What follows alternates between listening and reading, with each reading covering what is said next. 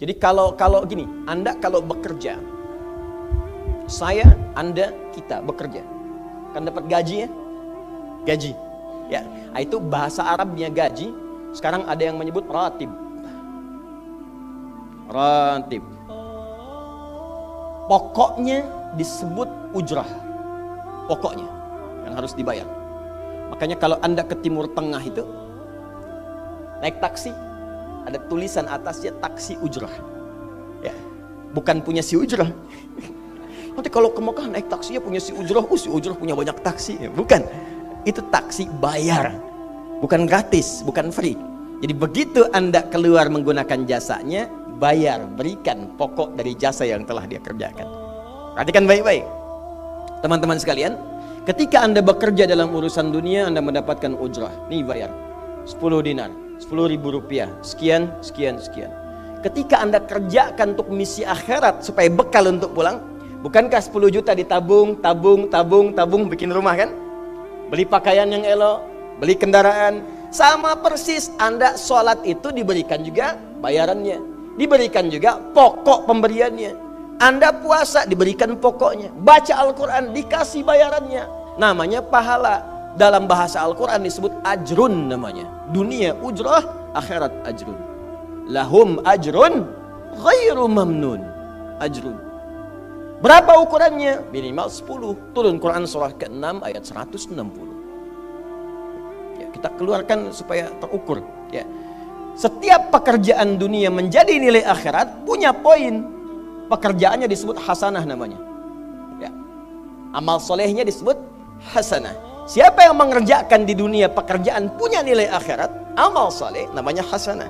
Setiap hasanah punya poin 10. Man jaa bil hasanati falahu asyru amthaliha. Siapa yang mengerjakan perbuatan di dunia dan punya nilai akhirat, bekerja dikerjakan karena Allah mencari yang halal. Tuliskan poinnya. Salat, tuliskan poinnya. Setiap pekerjaan 10. Hitungannya 1 keduanya 500 tahun, 2 ketiganya 500 tahun, 3 keempatnya 500 tahun. Jadi jangan menghitung 1, 2, 3 terlalu sedikit. Di hadis Muslim saya sering katakan ke masjid saja dapat 25 poin baru nyampe. Jarak 1 kedua 500 tahun. Jadi kalau ada yang tidak sholat dalam sehari, 1 kali sholat kehilangan 10 pahala kali 500 tahun. Dia kehilangan pahala 5.000 tahun. Ya, dosanya berapa? Nah, makanya sering kita bermohon begini, ya Allah, jadikan semua perbuatan duniaku punya nilai akhirat supaya ditampakkan di akhirat. Di hasanah dunia ini akan ditampakkan saat dihisab di akhirat.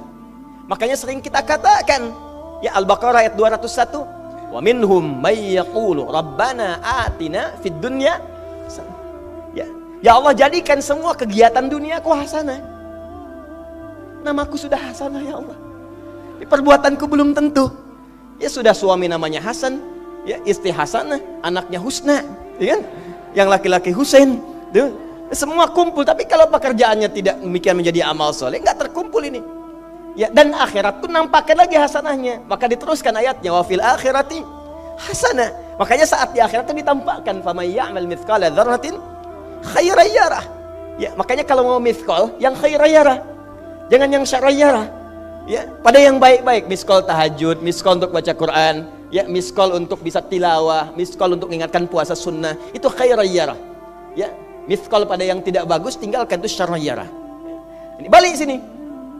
Maka dapat kita nilai ini kembali kepada Allah, kumpulkan semua ini. Tinggal nanti tergantung Anda mau punya rumah di yang mana daerahnya. Komplek yang elit di Indonesia, di sini Jakarta ada Pondok Indah.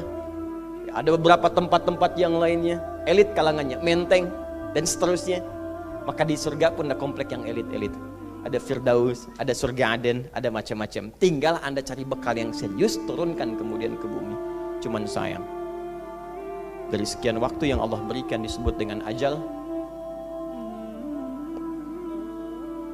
menjadi batasan kita untuk beramal. Setiap kita dibatasi oleh waktu. Seperti Anda pun bekerja dunia, bukankah ada waktunya? Waktu produktif untuk bekerja, setelah itu ada masa pensiunnya.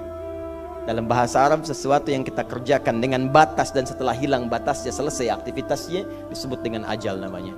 Maka Allah membuat ketentuan, kita pun tidak abadi di bumi. Setiap kita punya batas waktu. kalau selesai dinas kita dan pulang kita untuk mempertanggungjawabkan semua yang kita kerjakan di sini. Maka turun Quran surah ke-7 ayat 30 berapa? 4 untuk menggambarkan ini. Walikulli ummatin ajal fa idza jaa ajaluhum la yastakhiruna sa'atan wa la yastaqdimun. Setiap umat seluruhnya tanpa kecuali itu pasti punya batas waktu untuk beraktivitas dan selesai pulang. Aktivitas kita ketika bergerak mencari kehidupan ma'isyah, pekerjaannya disebut dengan asya. Diingatkan kalau harakat fathah turun ke bawah kasrah artinya selesai harakatnya, hilang pekerjaannya. Dari asya menjadi isya. Setiap hari diingatkan kita dengan salat isya. Hei, seaktif-aktifnya Anda, sesibuk-sibuknya akan selesai semua itu dan semua kita akan pulang. Bukankah setelah isya kita terpejam? Itu kan latihan. Makanya dalam doa saat akan tidur jadi disebutkan bisikallahumma amutu wa ahya. Ada riwayat lain ahya wa amut.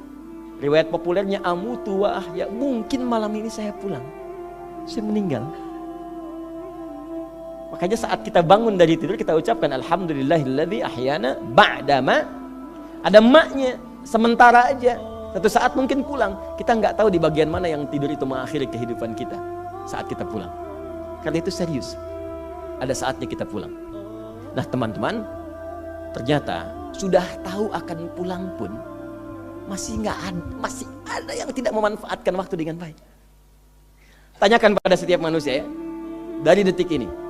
Dimulai dengan diri kita, kita manusia kan? Tanyakan pada diri kita, Anda wafat tidak? Anda pulang tidak? Anda meninggal tidak? Kalau sadar pulang, maka cari bekal yang baik. Berarti Allah benar kan? Kata Allah setiap kita akan wafat. Kullu nafsin dha'iqatul maut. Setiap yang punya jiwa meninggal. Bahkan dikasih informasi jelas kok.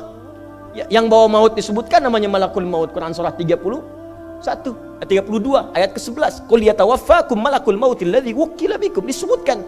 Bayangkan ya, kurang jelas apa lagi? Disebutkan punya waktu namanya ajal, akan wafat disebutkan. Yang bawa wafat kematiannya disebutkan malaikatnya. Cara wafatnya disebutkan. Quran surah 89 ayat 27 sampai 30.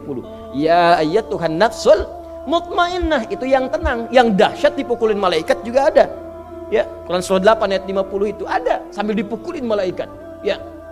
Maaf teman-teman sekalian, ini sudah jelas semuanya. Jadi aneh manusia itu.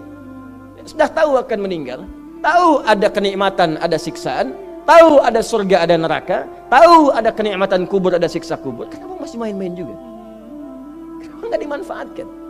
Dan dia tahu ada yang menyolatkan, ada yang disolatkan.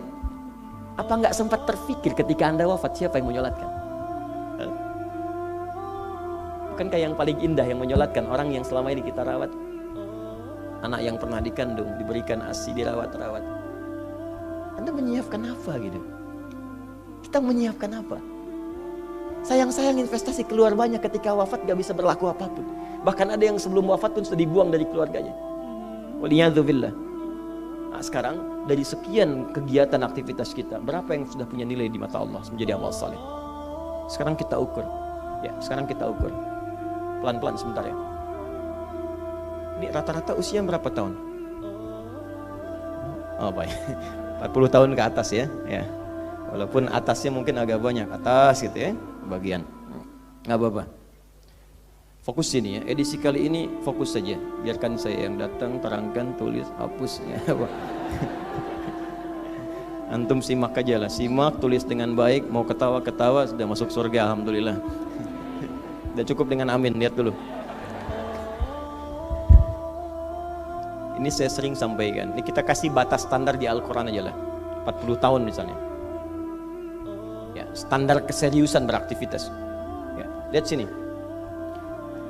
Konon dalam sebuah penelitian sederhana, manusia itu kalau dihitung-hitung aktivitasnya setengah dari usianya, itu umumnya walau tidak semuanya teralokasikan untuk tidur, beristirahat, tidur.